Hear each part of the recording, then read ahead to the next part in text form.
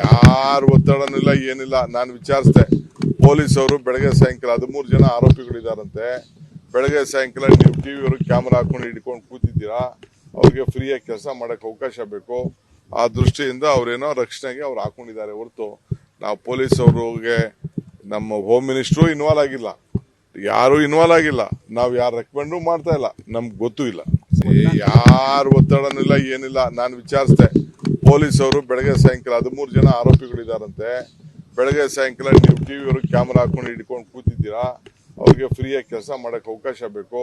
ಆ ದೃಷ್ಟಿಯಿಂದ ಅವ್ರೇನೋ ರಕ್ಷಣೆಗೆ ಅವ್ರು ಹಾಕೊಂಡಿದ್ದಾರೆ ಹೊರತು ನಾವು ಪೊಲೀಸ್ ಅವ್ರಿಗೆ ನಮ್ಮ ಹೋಮ್ ಮಿನಿಸ್ಟ್ರು ಇನ್ವಾಲ್ವ್ ಆಗಿಲ್ಲ, ಯಾರು ಇನ್ವಾಲ್ವ್ ಆಗಿಲ್ಲ.